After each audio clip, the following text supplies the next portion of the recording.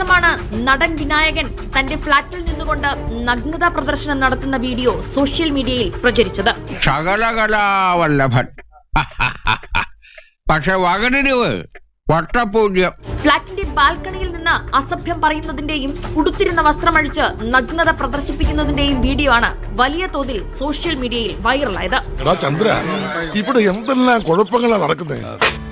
അത്രയ്ക്ക് അധപ്പതിച്ചിരിക്കുന്നു നമ്മുടെ അന്തരീക്ഷം, നമ്മുടെ ചുറ്റുപാട്.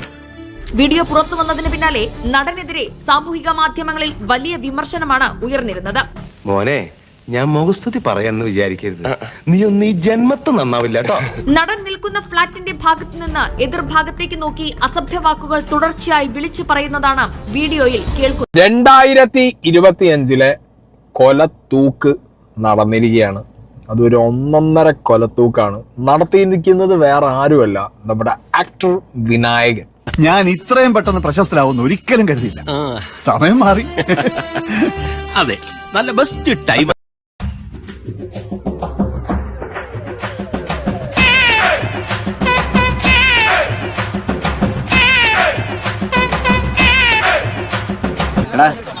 എനിക്കൊരു ഷഡ്ഡിട്ട് നടന്നോളൂ. ഈ സ്ത്രീകളും ആൾക്കാരൊക്കെ പോകുന്ന വഴിക്കണോടാണ് എന്നെ ശരിക്കൊന്ന് ശ്രദ്ധിച്ചേ.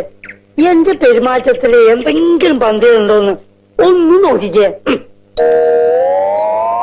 ചേട്ടാ ചേട്ടാ കാട്ടോർമ്മ ചേട്ടാ, എന്തോ കുഴപ്പമുണ്ടല്ലോ. പ്രൊഫഷണൽ ലൈഫിൽ ഭയങ്കര വർമ്മനാണ് ഇയാൾ. ജയിലറിൽ കണ്ട പോലെ തന്നെ 100% പ്രൊഫഷണൽ ആണ്. പക്ഷെ പേഴ്സണൽ ലൈഫിലേക്ക് വരുമ്പോൾ 100% ദുരന്തമാണ് ഇയാളുടെ ഒരു അവസ്ഥ എന്നുള്ളത്. എന്ത് ചെയ്യാനാടാ, ഞാൻ ഇങ്ങനൊരു ദുരന്തനായി പോയി. കാരണം ഇയാളുടെ മനസ്സിനകത്ത് എപ്പോഴും ഒരു തരം ഈഗോ കിടക്കുന്നുണ്ട്.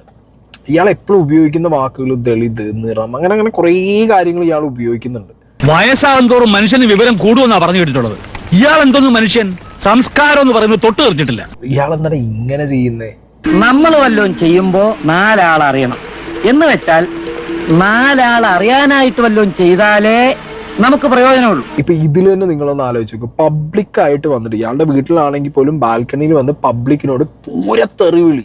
എന്റെ സാന്നിധ്യത്തിൽ ഇമാതിരി തെമ്മാടിത്തരം കാണിച്ചാൽ ആദ്യത്തെ ഇടി കിട്ടുന്നത് എന്റെ കയ്യിൽ നിന്നായിരിക്കും. തെറിവിളി മാത്രമല്ല, തുറന്നു കാണിക്കുന്ന പല വിധത്തിലുള്ള പരിപാടിയാണ്.